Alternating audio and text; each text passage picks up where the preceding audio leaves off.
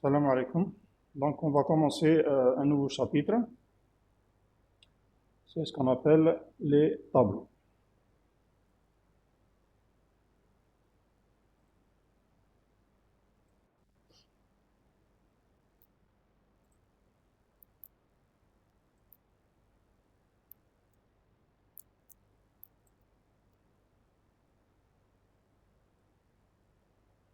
Voilà.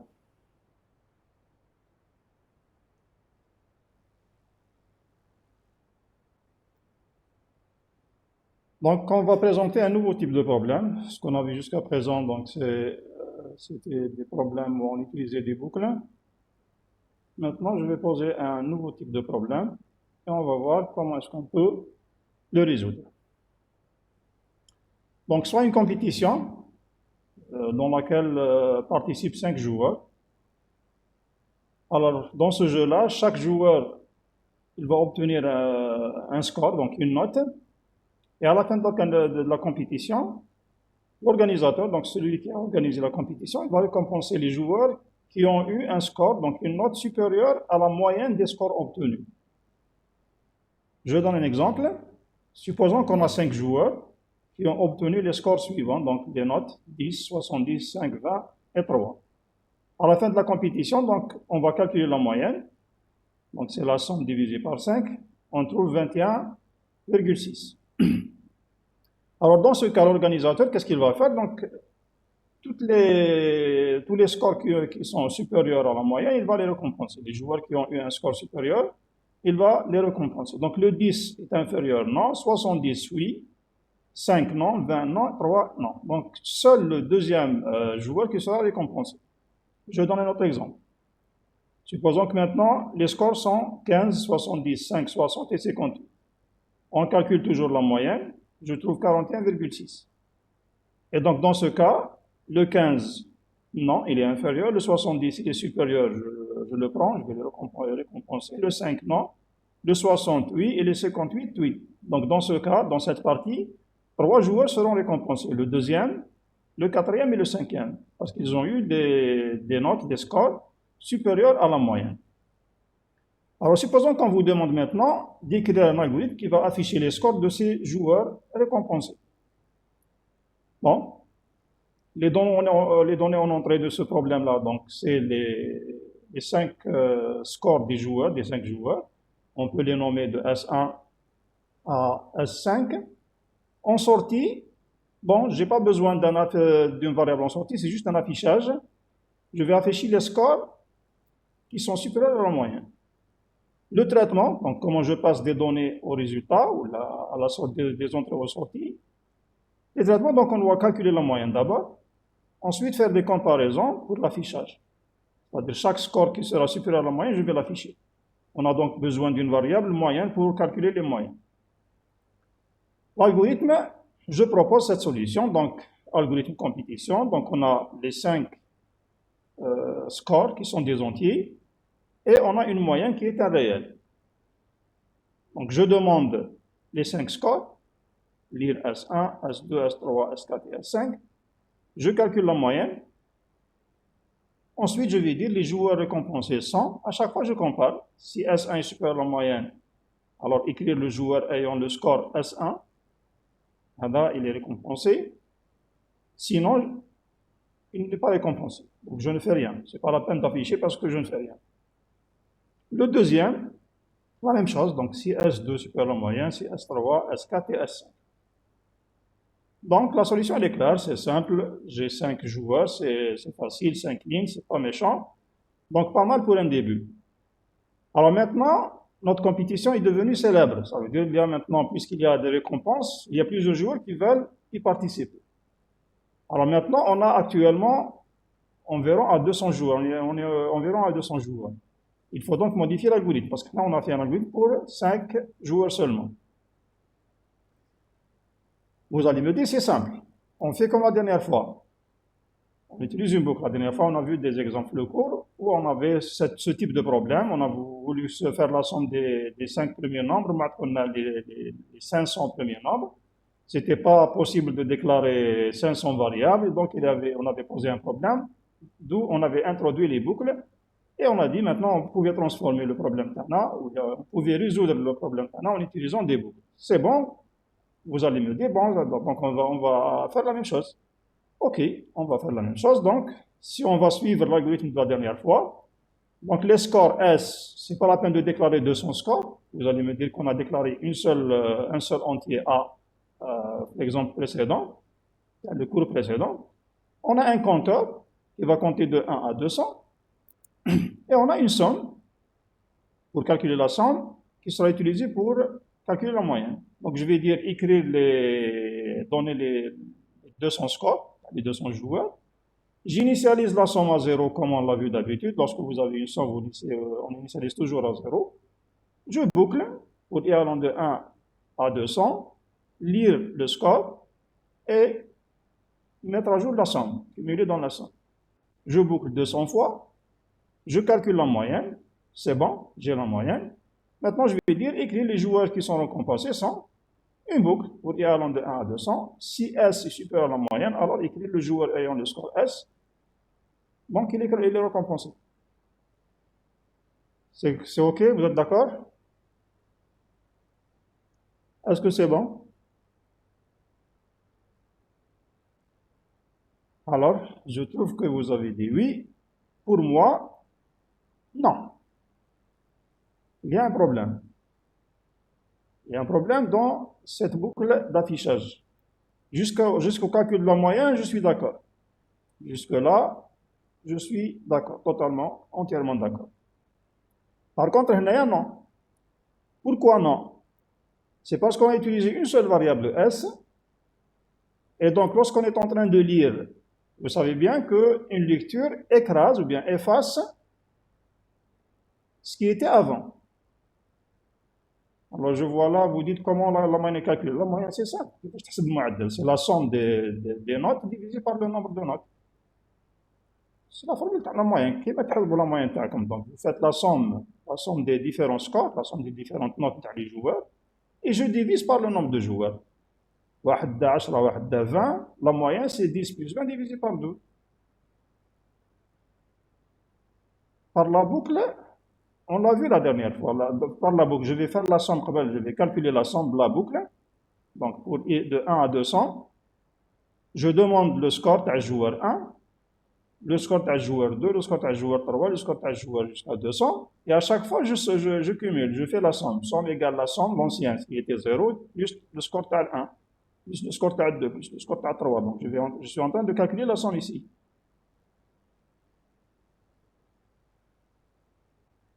Comment réinitialiser à 0? Qu'est-ce que vous voulez dire pour ça?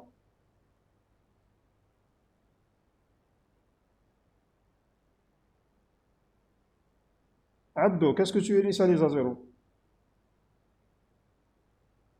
La somme, elle est initialisée une seule fois. La variable S aura juste la dernière. Oui, c'est ce que je dis, c'est ce que j'ai dit. J'ai dit, à chaque fois j'écrase, et ça veut dire que à la fin, la variable S ne contient qu'une seule variable, c'est la dernière. Le deuxième pour, c'est un pour à l'affichage. Le premier pour, c'est la lecture des S, on est les S, S1, S2, S3, S4, S200. Je calcule la moyenne, c'est la somme des différents scores divisé par le nombre de joueurs. Théoriquement, je dois, tout à l'heure, j'avais fait si S1 est supérieur, si S2 est supérieur. Donc, on parle de 1 à 200. Donc, si le S1 est supérieur à la moyenne, j'affiche son score, ça veut dire qu'il sera récompensé. Le deuxième, troisième, jusqu'au 200e. Mais le problème qui se pose ici, c'est que, puisqu'on a utilisé une seule variable, donc à la fin, le S contient la dernière valeur, le dernier score du joueur numéro 200. Et donc, la boucle je vais afficher le score le dernier seulement. Il n'y a pas plusieurs S. Il y a un seul S, une seule variable. Et donc, puisqu'il y a une seule variable, je ne vais pas voir les notes des anciens joueurs. C'est ça le problème. Théoriquement, c'est correct. Théoriquement, on les voilà, une boucle pour lire et une boucle pour afficher. Mais le problème, c'est que la variable, cette variable-là, c'est une case mémoire. Et donc, à chaque fois que vous lisez la nouvelle valeur, le nouveau score, l'ancienne, elle est effacée. Et donc, à la fin, je n'ai que la dernière valeur. Le dernier score d'un joueur, le dernier joueur. Donc, ce n'est pas une solution. C'est clair? Le problème, il est juste dans cette boucle. J'ai dit que du début, le calcul de la moyenne, c'est OK. Je suis entièrement d'accord. Ça veut dire quoi? Ça veut dire que la solution, malheureusement, ça n'a pas marché cette fois. La dernière fois, on avait proposé presque la même chose. Ça marchait. Pourquoi? Parce que les éléments qu'on avait lus, je n'avais pas besoin de leur historique. Je n'avais pas besoin d'avoir toutes les valeurs en même temps. Par contre, donc, on est obligé de déclarer 200 variables et d'écrire 200 lignes. Malheureux. On a dit la dernière fois, ce n'est pas le moment d'être dans ces situations. Il fallait réfléchir. Il fallait trouver une solution. On a un problème, oui, mais ça ne veut pas dire qu'on va reculer maintenant. On a une idée là. Une bonne idée, quoi? On va réfléchir à un match de foot. Dans un match de foot, donc vous avez deux équipes, une contre deux, l'Algérie contre la Colombie par exemple.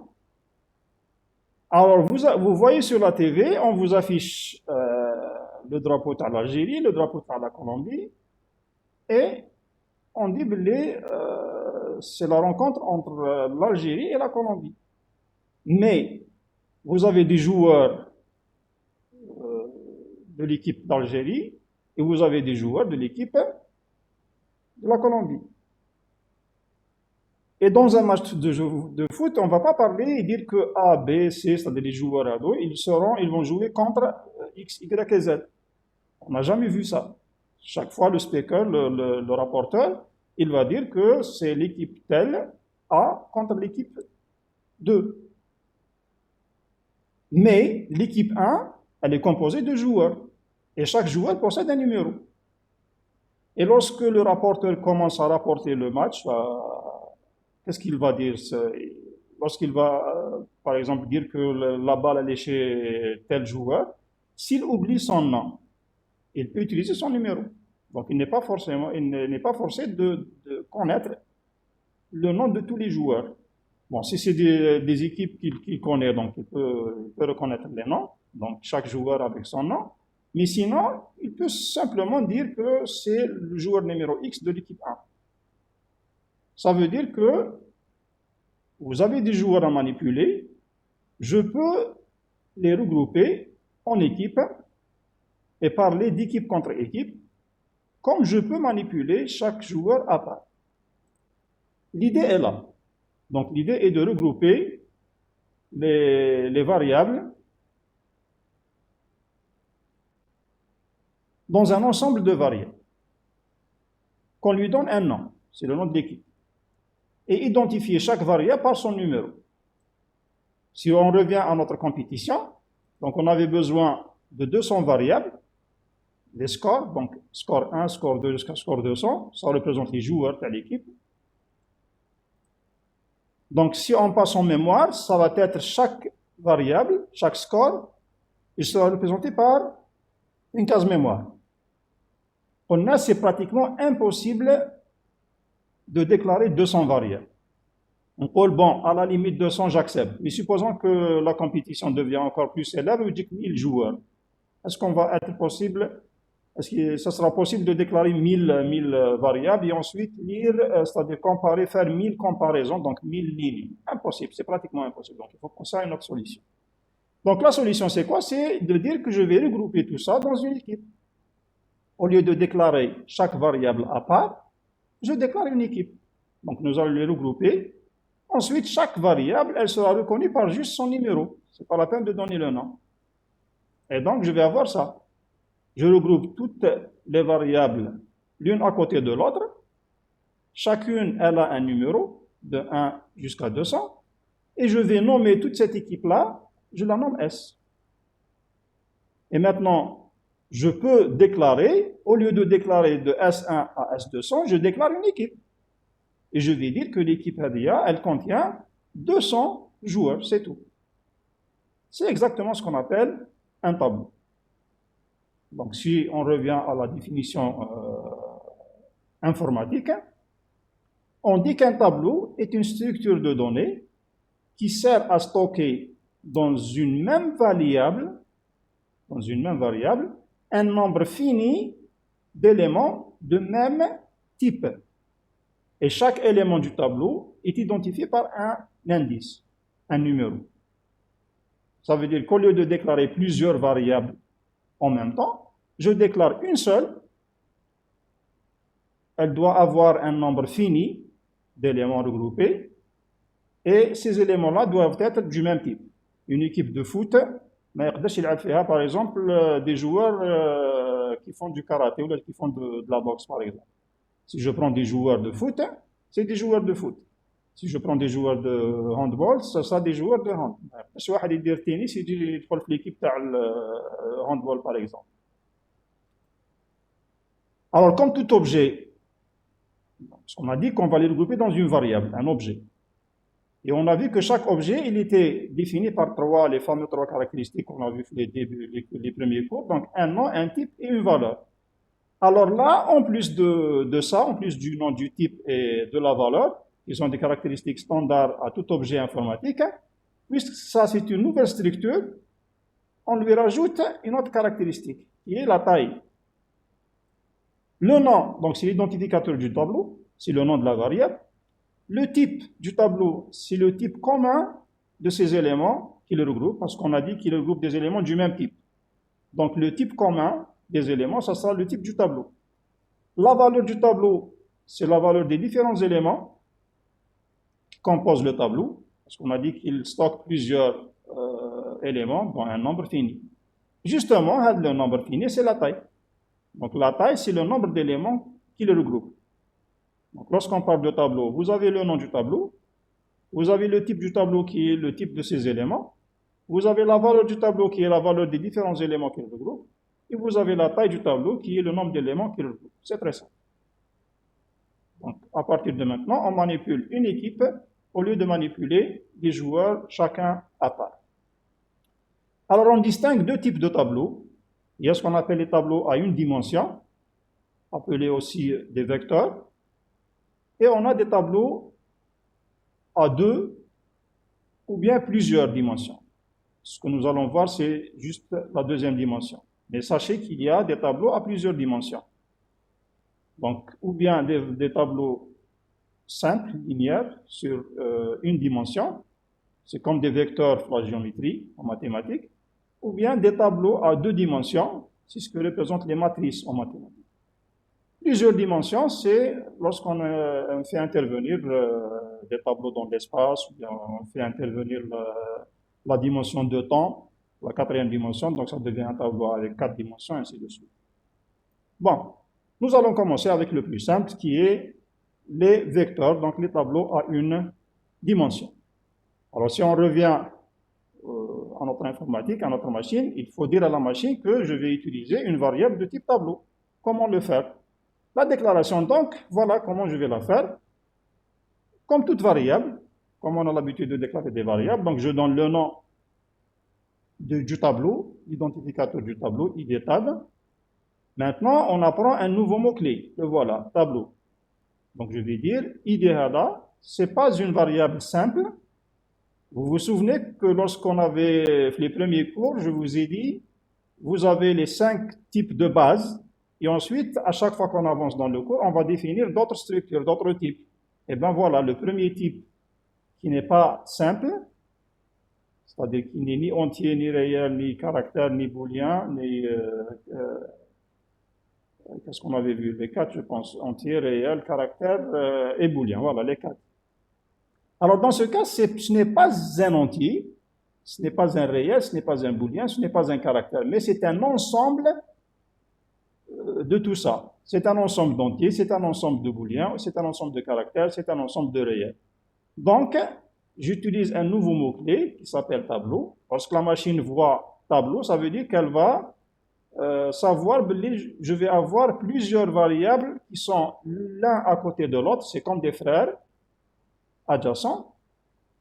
De quoi? Donc, quel est le type de ces éléments? Je donne le type des éléments. Alors, la dimension, celle-là, je peux la représenter comme étant BI, la borne inférieure, et je mets point, point, la borne supérieure. Ça vous fait rappeler le cas des caveaux. Alors, en général, on vous dit que BI est égal à 1 et BS, c'est un maximum. Et ce maximum-là, c'est justement la taille du tableau. Donc, je peux déclarer une deuxième version, une deuxième syntaxe de la déclaration de taille du tableau. Je peux dire ID, tab. C'est un tableau, je donne juste le nombre d'éléments, max. Deux types éléments. Donc, max, ce max-là, il peut être représenté aussi par un intervalle, BI, BS, ou bien, en général, on utilise un max. Donc, ID tab, c'est le nom du tableau. Type élément, c'est le type commun des éléments. Max, c'est la constante positive. Max, c'est une constante positive qui désigne la taille du tableau. Donc, elle ne peut pas être négative, et elle ne peut pas être nulle. Le max doit être au moins 1, au moins un tableau de 1. Un tableau de 1, c'est une variable simple. Donc, pour qu'il soit un tableau, il faut au moins 2. Mais le 1, j'accepte. Un tableau de 1, j'accepte. BIBS, donc c'est un intervalle des indices, donc des numéros des éléments, tel que le max est égal à BS moins BI plus 1. Donc, si je pose BI égale 1, ça devient max égale BS moins 1 plus 1, et dans ce cas, max égale BS. C'est pour ça qu'on a mis, si je commence à 1, je tombe sur le max. Donc, il faut faire attention, le max, le BI, le BS doivent être des constantes de type entier. C'est-à-dire, le numéro des éléments, je ne peux pas utiliser un numéro d'un élément d'un tableau comme étant un réel ou la autre. Cas particulier, je peux utiliser le BIBS, c'est-à-dire l'indice, le numéro, il peut être un caractère, une constante caractère. Si on a besoin, dans des cas particuliers, on utilise des constantes caractères. Mais en général, on utilise des constantes entières. Alors, je donne là des exemples de déclaration. Par exemple, je déclare S, les scores par exemple, c'est un tableau de 1, point, point, 202 entiers, qui veut dire que c'est un regroupement de 200 entiers en un seul nom qui s'appelle S. Je peux déclarer avec la deuxième version, dire que S est un tableau de 200. Le type Taham, c'est des entiers. Je peux dire T, c'est un tableau qui commence à moins 10 jusqu'à 49. Le type des éléments, c'est des réels. Dans ce cas, je peux utiliser ensuite encore la deuxième syntaxe et dire que T, c'est un tableau de 60. Pourquoi 60? Parce que 49 moins 10 plus 1, ça vous donne 60. Donc, de moins 10 à 49, pardon, de moins 10 à 49, j'ai 60 éléments. Et donc, dire que c'est un tableau de moins 10 à 49, c'est exactement dire que c'est un tableau de 60. Je peux déclarer des noms quelconques, L majuscule, L minuscule par exemple, donc les lettres majuscules et minuscules. C'est un tableau de 1 à 26, de 1 point 26 de caractères, donc il va contenir l'alphabet. Dans le cas particulier, donc ce cas particulier, oui, j'utilise des constantes caractères, attention. Donc, des constantes. Lorsque je parle de constantes caractères, on a dit qu'il faut toujours les mettre entre cotes. Et dans ce cas, cet intervalle-là, ça veut dire qu'il contient le A, B, C, D, E, F, G, H, I, J, K. C'est ça, les indices des éléments. Ils seront indicés par des caractères.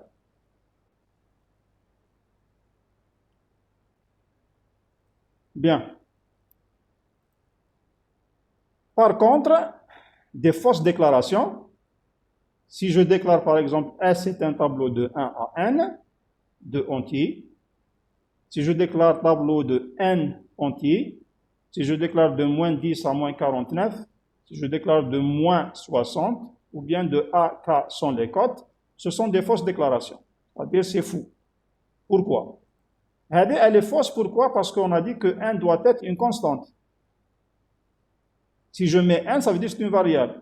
Et donc la machine ne va pas savoir, elle va vous réserver combien d'espace. Parce qu'on a dit que lorsqu'on déclare une variable, la machine va réserver un espace mémoire qui va contenir cet élément-là. Alors si je déclare un tableau de 1 à n avec une variable inconnue, je vais réserver combien d'espace? Je ne sais pas. Donc ça, la machine n'accepte pas ça. Celle-là, la déclaration, elle est fausse. Pourquoi? Parce qu'on a dit que il faut toujours avoir la borne inférieure qui est inférieure à la borne supérieure. Donc, moins 49, il est inférieur à moins 10. C'est pas possible.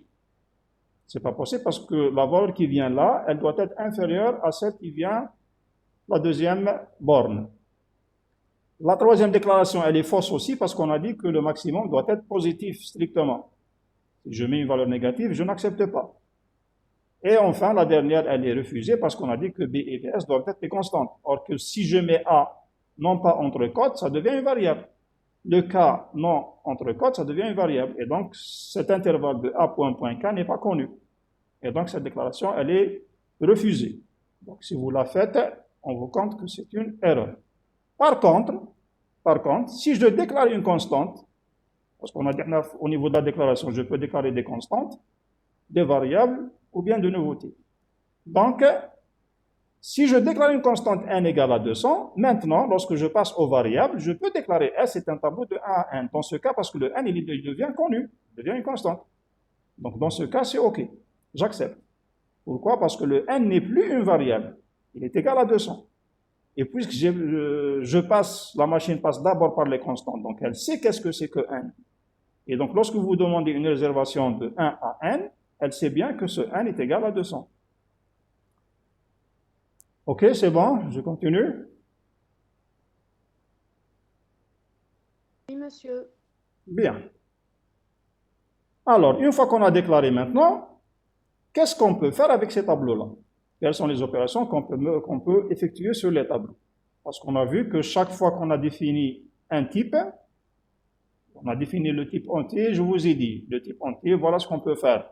Les opérations qu'on peut appliquer, voilà ce que peut contenir l'entier. On est passé au réel, la même chose, ainsi de suite.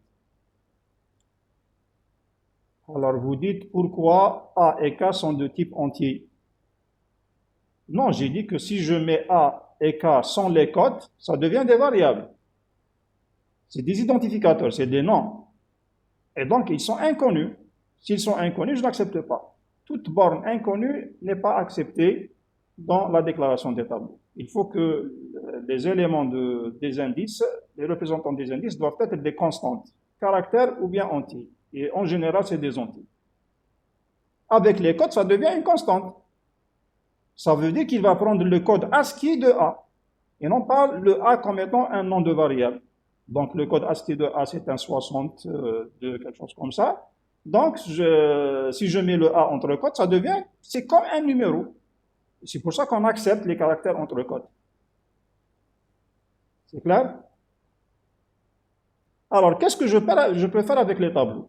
On a dit que lorsqu'on avait introduit les entiers, les réels, les booléens, les caractères, on avait dit à chaque fois, qu'est-ce que je peux faire avec?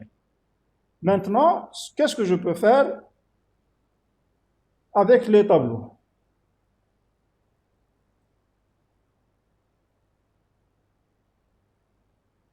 Non. Alors, votre camarade là, il dit, est-ce que je dois mettre des cotes à chaque fois que je manipule des caractères? Si on manipule des constantes caractères.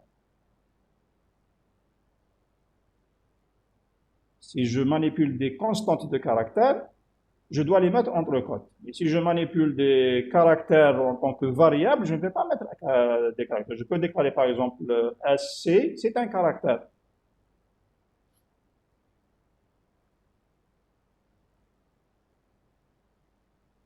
Pourquoi écrire entier et non pas caractère? À quel niveau là? Mort. Vous avez écrit pourquoi on écrit entier et non pas des caractères. Non, lorsque j'ai dit que c'était une fausse déclaration. Je reviens à l'exemple. J'ai dit que dans ce cas, c'est une fausse déclaration. Pourquoi? Parce que la déclaration correcte, c'est celle-là. Si je mets le A entre codes, le A entre codes, c'est une constante. Donc, il est équivalent au code ASCII de A. Donc, c'est équivalent à quelque chose comme 60 ou la 61, je ne sais pas, je ne retiens pas le code ASCII, c'est pas intéressant. Alors, le K entre codes, la même chose. Le K entre codes, c'est la valeur ASCII du K. Par contre, si je mets A sans les codes, ça devient une variable. Et donc, elle est inconnue. Le K qui n'est pas mis entre cotes, ça devient une variable, et donc il est inconnu. Donc c'est pour ça que je n'accepte pas. On a dit qu'ils doivent être des constantes, que ce soit entiers ou les caractères. Si c'est des constantes entières telles que 1, 200, moins 10, 49, ou bien des constantes caractères telles que A entre cotes, K entre cotes, Z entre cotes, ainsi de suite. Voilà, je reviens donc sur les opérations. Alors, première opération qu'on peut faire avec les tableaux, c'est la référence d'un élément. Comme on a dit tout à l'heure, dans une équipe de foot, par exemple, maintenant, lorsqu'on va dire que c'est Mahrez qui a marqué le but, je ne vais pas dire que c'est l'Algérie. Bon, je peux dire l'Algérie a marqué un but, mais qui est-ce qui a marqué le but? Je vais dire que c'est Mahrez. Alors, si quelqu'un ne connaît pas son nom, un rapporteur étranger, par exemple, il va dire que, bon, voilà, c'est le numéro 7 qui a marqué le but. Le numéro 7 de qui? De quelle équipe? Attention, sur le stade, sur le terrain, on a deux joueurs qui portent le numéro 7. Bon, maintenant, ce n'est plus de 1 à 11, mais je dirais qu'il y a 2 joueurs qui portent le numéro 7. Je vais dire, attention, non, c'est le numéro 7 de l'équipe 1. Ça veut dire que lorsqu'on fait référence à un élément d'une équipe, je dois donner d'abord le nom de l'équipe, ensuite je donne le numéro du joueur. La même chose ici pour les tableaux. Donc, si je veux référencer un élément du tableau, il est référencé par son indice, donc son numéro, qui est sa position dans le tableau. Bien sûr, avec le nom du tableau, le nom de l'équipe. Je ne peux pas parler d'un numéro de joueur, le joueur numéro 7, sans parler de quelle équipe. Parce qu'on est sur un terrain où il y a 2 équipes, donc il faut faire la différence. Comment je le fais d'une manière informatique? Sa syntaxe, c'est quoi? Je vais mettre le nom du tableau, justement, IDTab, donc c'est le nom de l'équipe, et ensuite, entre crochets, pardon, je donne l'indice, donc le numéro du joueur. Cet indice-là, point de vue informatique, c'est quoi? C'est une expression.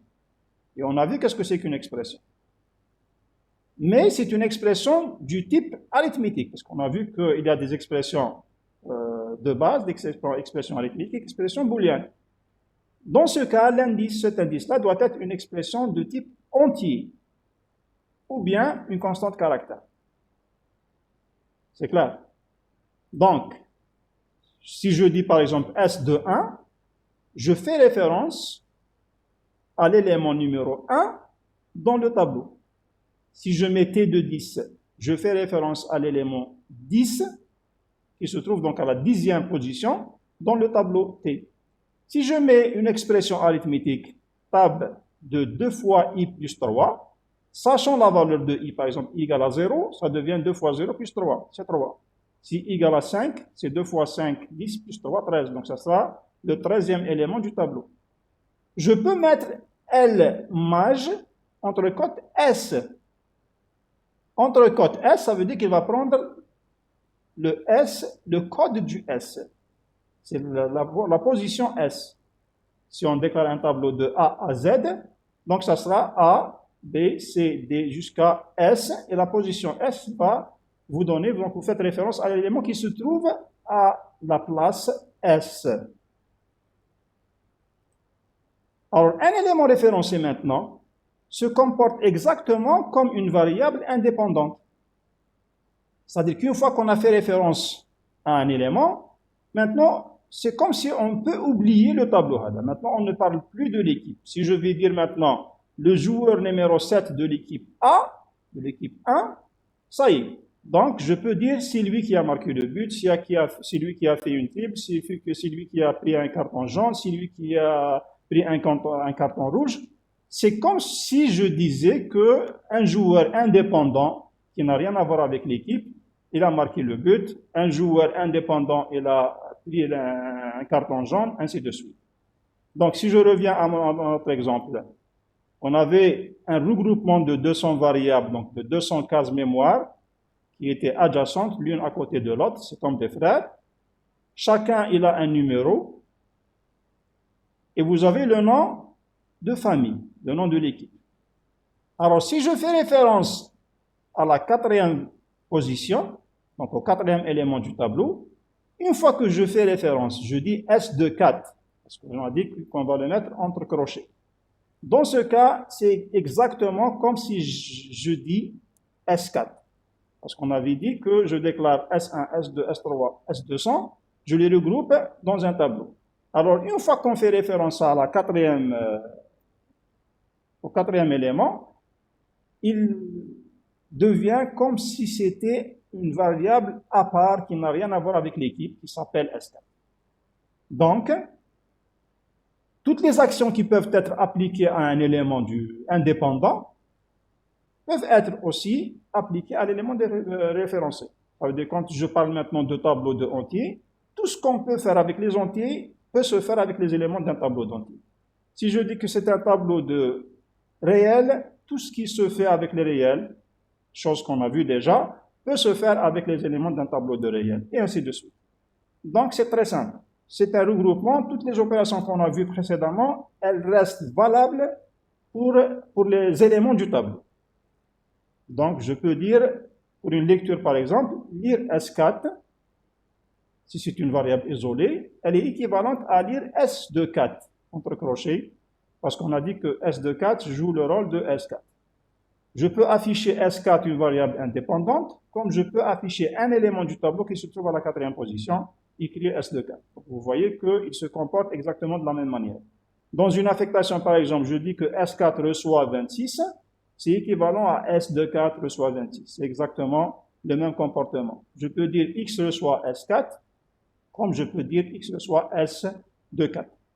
Et donc, vous voyez que c'est exactement la même chose. Est-ce qu'on peut manipuler l'équipe directement? Non.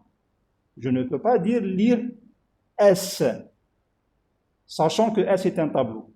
Pourquoi? Parce que je ne peux pas, par exemple, afficher, je vais dire afficher le tableau S. Le tableau S va s'afficher élément par élément, joueur par joueur. Je ne peux pas parler et dire que je vais afficher l'équipe. L'équipe s'affiche lorsque vous voyez sur la télévision, par exemple, vous suivez un match. Lorsqu'on vous dit c'est un match A contre B, au début du match, on vous donne une liste de joueurs.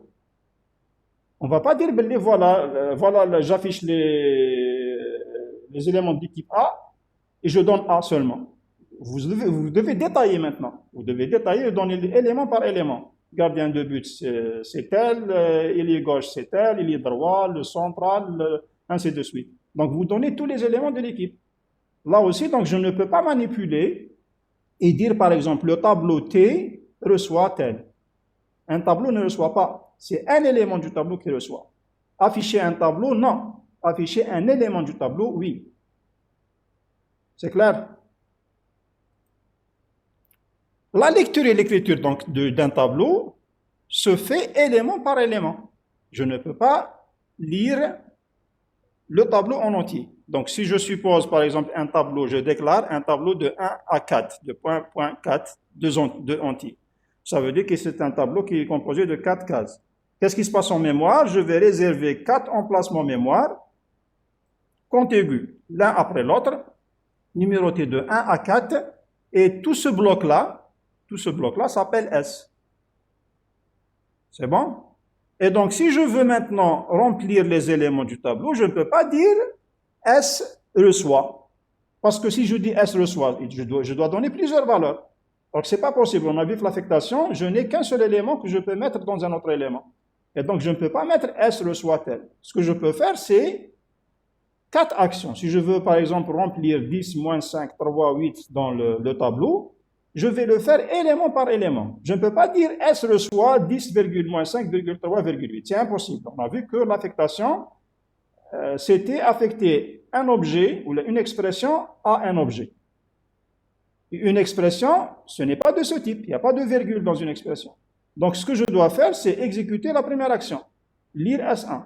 Donc, je vais saisir 10. Le 10 sera transmis vers la première case de S. Lire S2. Je vais saisir moins 5 et ça passe à la deuxième case. 2 passe vers le 2. Lire le S3. Et donc, je vais lire le 3 et je fais passer à la case 3. Lire enfin le S4. Donc, saisir le 8 et passer le 8 à le quatrième élément du tableau S. Alors, ce qu'on remarque là, c'est que j'ai 1, 2, 3, 4, Qu'est-ce qu'on est en train de faire dans cette lecture? Qu'est-ce qu'on est en train de faire dans cette lecture? On est passé de 1, 2, 3, 4, 5, 6, 200. Boucle pour. Bien, c'est une boucle. Donc ça veut dire que je peux faire ces lectures-là en utilisant une boucle, pour ou la autre. L'essentiel, je suis en train de faire la même chose. Lire, la seule chose qui change, c'est l'indice, c'est le numéro de l'objet. Donc je peux lire en utilisant un tableau. Donc puisque les indices des éléments varient entre 1 et 4, on peut utiliser une boucle pour la lecture. Et je vais dire, ça va être pour i allant de 1 à 4, faire quoi? Lire S de i. Et ce i-là va changer de 1 à 4. Donc, je reviens à l'exemple. Donc, j'ai mon tableau S qui contient 4 éléments, numérotés de 1 à 4. J'ai besoin, dans ce cas, d'utiliser un compteur i, qui commence à 1. Est-ce que le 1 est inférieur à 4? Oui. Lire S de, le i c'est 1. Donc, il va lire S de 1. S de 1, c'était quoi? C'était le 10. Je vais saisir 10 et je passe. En bas de la boucle, qu'est-ce qu'elle fait? À ce niveau-là, on a la boucle pour, elle va incrémenter le i. Donc, i reçoit i plus 1. Donc, le i devient 2.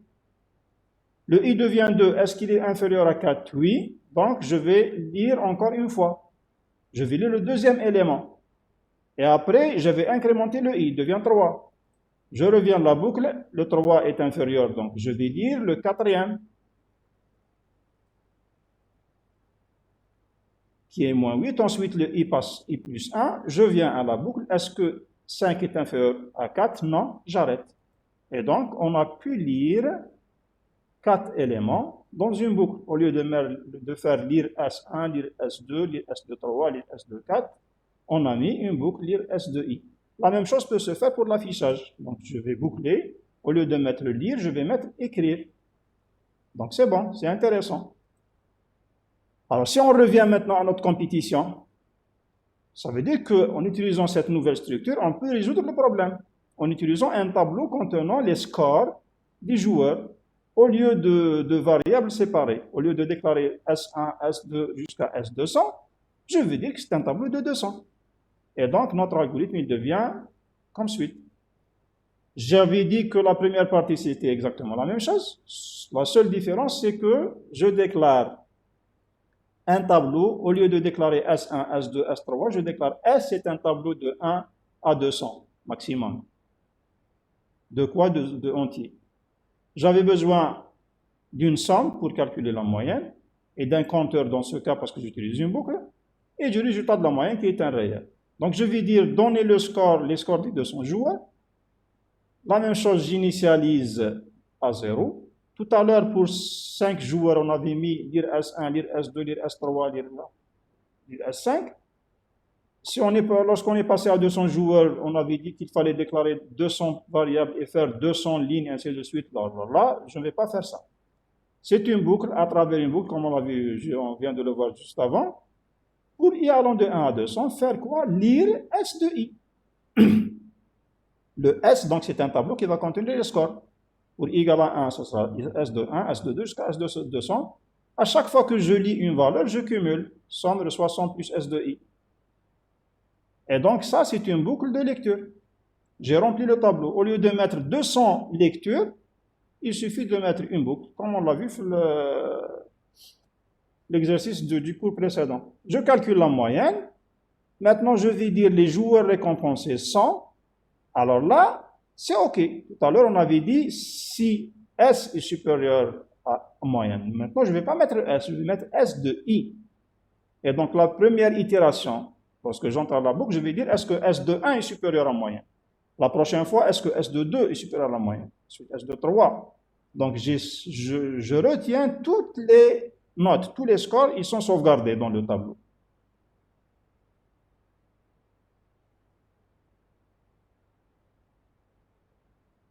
Qu'est-ce que c'est que cette question? C'est quoi l'algorithme?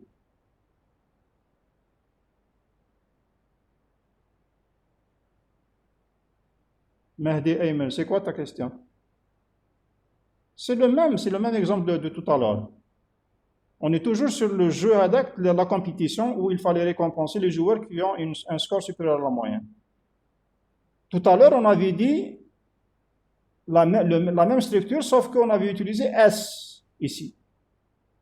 Et on a utilisé S ici. Et on avait dit qu'il y avait problème dans la dernière boucle. Parce que le S ne contenait que la dernière valeur. Alors, dans ce cas, si j'utilise un tableau au lieu d'une variable séparée, le problème est réglé. Bien, c'est compris, tant mieux. Voilà.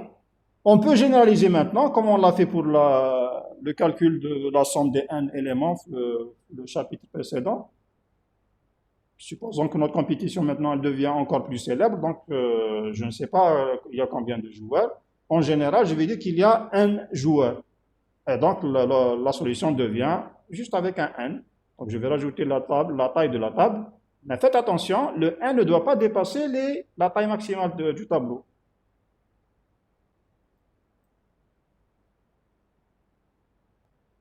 Répétez à partir du deuxième pour. Le deuxième pour, bon, on va le revoir l'exemplaire parce que c'est la même chose. Vous suivez. Donc tout à l'heure, il y avait le n hada, c'était exactement 200. Maintenant, je vais dire que je vais utiliser n. Bon, on ouvre la compétition au maximum à 200 joueurs, mais ça se peut qu'il n'y a que 150 joueurs qui sont venus participer. Et donc, je ne vais pas occuper toutes les cases du tableau. Et c'est l'un des inconvénients des tableaux. C'est que si je déclare le maximum, si j'utilise la totalité de l'espace, c'est tant mieux. Sinon, ça sera un espace réservé pour rien. Bon, je reviens. Donc, je vais lire la taille exacte. Là, c'est un maximum. Je prévois 200 joueurs maximum. Maintenant, le jour de la compétition, j'en ai 100 éléments. Donc, n égale à 100. Mais la condition, donc on a vu cette boucle, c'est une boucle de contrôle de données, ne doit pas dépasser les limites du tableau, donc c'est entre 1 et 200, donc strictement supérieur à 0 et inférieur ou égal à 200. Je vais demander les scores des n joueurs au lieu de 200, ça sera n. Donc somme égale à 0, la première boucle c'est une boucle de lecture. Ensuite je calcule en moyenne. La deuxième boucle, tu vas suivre maintenant. Monsieur Boudaoud, la deuxième boucle Hayak. La deuxième boucle, ça veut dire que maintenant, on a saisi toutes les notes, tous les scores, de 1 à 200, de 1 à n dans ce cas. Maintenant, je vais revenir au début de 1 à n, donc de 1 à 200. Et je vais dire, est-ce que S de 1, lorsque i est égal à 1, est supérieur à la moyenne? S'il a obtenu un score supérieur à la moyenne, donc je vais écrire que le joueur 1, ayant le score S de i, il est récompensé. La boucle juz le 2. Je vais dire, est-ce que S de 2 est supérieur à la moyenne? Non. Donc, je passe au troisième. Non. Je passe au quatrième. Oui. Donc, je vais dire, le joueur 4, ayant le score S de 4, est récompensé. Et ainsi de suite. Or, la première solution qu'on avait proposée, qu'on a dit qu'elle était fausse, on avait utilisé un seul S, une seule variable. Et donc, on ne pouvait pas garder l'historique, on ne pouvait pas garder en mémoire tous les scores des joueurs. Par contre, en utilisant le tableau, je peux les garder. Et donc, à la fin, je peux afficher les joueurs qui sont récompensés. OK? C'est bon, Boudaoud? Bien. Voilà. Maintenant, sur le tableau Hadoma, on a quelques algorithmes qui sont très utilisés, c'est-à-dire, c'est ce qu'on appelle des algorithmes usuels sur le tableau. Bon, je peux ne pas les donner. Al-Khlas, est-ce qu'on peut écrire un... Non. Non. On ne peut pas dire Naya, l'exemple précédent. Le n, il est connu en exécution. Donc, tu ne peux pas dire tableau de 1 à n. Si on avait déclaré par contre constante n égale 200, oui. Mais Naya, le n, je reviens de l'exemple, parce que là, c'est une bonne remarque. Ici, j'ai déclaré n comme variable. Il est dans la clause var. Donc, tu ne peux pas mettre tableau de 1 à n alors que le n n'est pas connu. Quand est-ce qu'on connaît le n? C'est après le début, en exécution. Et donc, je ne peux pas déclarer de 1 à n dans ce cas. Bien. Alors, votre camarade, il dit là, si on a reçu plus de 200 joueurs, je n'accepte pas. Donc, je vais faire un affichage au début. La compétition est ouverte au maximum à 200 joueurs. Si je vois il y a plusieurs joueurs qui veulent participer, je vais changer encore et je vais dire, bon, je supporte jusqu'à 1000 joueurs. Mais à un certain moment, la compétition, donc l'organisateur ne peut pas supporter, par exemple, plus de 1000. Donc, s'il y a plus de 1000 joueurs qui vont venir, je vais dire, désolé, je ne peux pas vous prendre parce que je n'ai pas assez de place. C'est clair? Donc, c'est le maximum que je peux avoir. Ensuite, au moment de l'exécution, lorsque j'ouvre le jour J de la compétition, il se peut que ce n'est pas 200 joueurs qui vont venir. Il se peut qu'il y a moins de 200. Mais j'accepte. Mais plus de 200, non. Plus du maximum, non. Je n'accepte pas. Bien. N'est pas forcément 200 au moment de l'exécution. Mais la réservation, vous réservez 200 éléments. C'est-à-dire, je prévois le maximum. On ne s'est jamais dit on est 200. Si je présente une compétition à 200, j'assume. Mais si on a dit on est 200, non. Je vais préparer des chambres, je vais préparer des restaurations pour 200 maximum. Mais maintenant, le jour J de la compétition, déjà 150, eh bien tant mieux. Les 50 places les réservées, vide. Les 50 repas que tu as prévus, par exemple, ils seront donnés ailleurs, ainsi de suite. J'ai dit que c'est ça, c'est parmi les inconvénients dans le tableau. C'est que si vous réservez un maximum, ensuite au moment de l'exécution, vous n'utilisez pas exactement le maximum, tout ce que vous avez réservé au-delà du nombre réel de participants sera réservé pour rien. Mais ce n'est pas vraiment grave parce que c'est un espace mémoire, mais actuellement il n'est pas vraiment coûteux. Donc je peux accepter ça. Les algorithmes usuels, donc ce sont des algorithmes, ce sont des opérations qu'on fait sur le tableau, c'est des problèmes qu'on ouvre les tableaux. Bon, on n'est pas censé les avoir toutes maintenant, on peut les voir en TD par exemple, mais je donne quand même quelques exemples dans ce cours. C'est ce qu'on appelle des algorithmes usuels sur les tableaux. Donc ce sont des problèmes qu'on retrouve souvent lors de la manipulation des tableaux. Nous allons voir quelques-uns. Par exemple, la recherche d'un élément dans un tableau. Est-ce que vous avez un cours après? Oui, donc je dois m'arrêter à 9 heures. Bon, je vais voir peut-être un type de recherche. Donc la recherche d'un élément dans un tableau, qu'est-ce qui se passe? Donc on vous donne une valeur V et on vous dit, est-ce que cette valeur existe dans le tableau? Par exemple, est-ce qu'il y a quelqu'un qui a eu le score 20? Je me pose la question, est-ce que quelqu'un a eu le score 20 pour l'exemple précédent? Donc je dois faire une recherche. Alors, la recherche, elle dit qu'est-ce qui se passe? Donc le problème consiste à vérifier est-ce que l'élément V existe dans le tableau ou non. Qu'est-ce que je vais faire? Donc, suivant l'organisation des éléments dans le tableau, on distingue différents types de recherche. Là, on va voir 3 types de recherche. Bon, généralement, il y a 3 types de recherche. Il y a ce qu'on appelle la recherche séquentielle. La recherche séquentielle, elle dit qu'est-ce que c'est? Elle est utilisée lorsque les éléments du tableau sont répartis d'une manière aléatoire. Par exemple, Jawahad عنده 10, ensuite 20, ensuite 4, ensuite 2, ensuite 1, ainsi de suite. Donc la répartition, elle est aléatoire. Ça veut dire qu'il n'y a pas un ordre entre les éléments.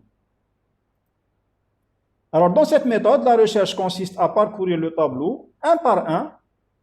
Est-ce que le premier عنده 10? Non. Est-ce que le deuxième عنده 10? Non. Est-ce que le troisième عنده 10? Non. Est-ce que le quatrième, ainsi de suite, jusqu'à ce que j'arrive, ou bien je trouve la valeur, ou bien que j'atteins la fin, tel 200e élément, mais la valeur n'existe pas. Je vais dire, personne n'a eu la valeur V.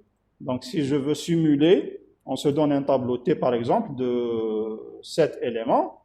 Voilà les valeurs de l'effet, par exemple 5, 3, moins 6, 1, 18, 49 et 2. La répartition, elle est aléatoire. Il n'y a aucun ordre entre les éléments. On a un des 5, ensuite 3, ensuite moins 6, ensuite 1, ensuite 18. Il n'y a pas un ordre. Supposons que je veux chercher la valeur V1, V égale à 1. C'est une valeur qui existe. Qu'est-ce que je fais? Je me positionne au début. Je vais dire, est-ce que 1 est égal, la valeur que je cherche, est-ce qu'elle est différente de 5? Oui, elle est différente. Je passe au suivant. Est-ce qu'elle est différente de 3? Oui, je passe. Différente de moins 6, je passe. J'arrive à 1, est-ce qu'elle est différente? Non, elle est égale. Donc j'arrête et je vais dire que la valeur existe. On arrête la recherche. Un autre cas où la valeur n'existe pas. Par exemple, je prends la valeur V égale à 7. Je fais la même chose. Donc, je commence à partir du début. Différent, je passe, différent de 3, différent de moins 6, différent de 1, différent de 18, différent de 49 et différent de 2, c'est le dernier élément. J'arrête le tableau, c'est la fin du tableau, donc la valeur n'existe pas. Et puisqu'on doit s'arrêter à la recherche, on doit arrêter la recherche, en trouvant l'élément. Par exemple, dans ce cas, je trouve à la 4e position, c'est pas la peine de continuer. J'ai trouvé ça et j'arrête. Et donc, je ne vais pas utiliser un pour, parce que le pour va aller jusqu'à la fin. Donc, j'utilise un tant que je n'ai pas trouvé.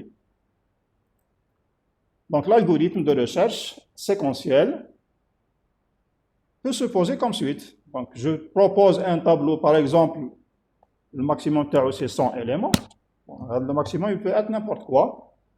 J'ai besoin d'un compteur i, d'une taille maintenant exacte, c'est-à-dire au moment d'exécution, je ne vais pas avoir forcément 100, je peux avoir moins. Et j'ai besoin d'une valeur. Donc, c'est la lecture du tableau. Donc, je vais dire donner les éléments du tableau, répéter, lire le 1, je dois respecter les limites, donc entre 0 et 100. Et ça, c'est la boucle de lecture. On l'a vu déjà. Donc, pour i allant de A à 1, faire lire t de i. Je commence la recherche. Donc, je vais demander quelle est la valeur à chercher. Je vais lire le V. Maintenant, je commence à partir de 1. On a vu que chaque fois, je commence à partir de 1. Je dirais, tant que i est inférieur ou égal à 1, donc tant que ce n'est pas la fin du tableau, et tant que c'est différent, tant que je n'ai pas trouvé la valeur, qu'est-ce que je fais? J'avance. Vous avez vu l'exemple de la simulation. On avançait le tableau. Donc, si je trouve une valeur égale, la condition devient faux. Et j'arrête. Si le i dépasse le 1, cette condition devient fausse. Et j'arrête. Donc, après la boucle, je vais voir. Je suis sorti de la boucle à cause de quoi? Est-ce que c'est parce qu'on a trouvé t de i égale à v, ou bien c'est parce que i a dépassé le n? Donc, si le i dépasse le n, ça veut dire qu'on a atteint la fin du tableau, et donc on n'a pas trouvé la valeur. Donc, je peux dire que si i est supérieur à n, écrire la valeur v n'existe pas dans le tableau. Par contre, si le i est inférieur à n, ça veut dire que je suis sorti à cause de ça. Donc, j'ai trouvé la valeur à un certain indice i qui est inférieur à 1. Et donc, si le i n'est pas supérieur à 1, donc il est inférieur ou égal, ça veut dire que j'ai trouvé la valeur, et donc je vais afficher que la valeur v existe dans le tableau. Voilà, ceci termine la recherche séquentielle. La prochaine fois, on va voir d'autres types de recherche. Donc, si vous avez des questions, vous les posez. Sinon, on arrête.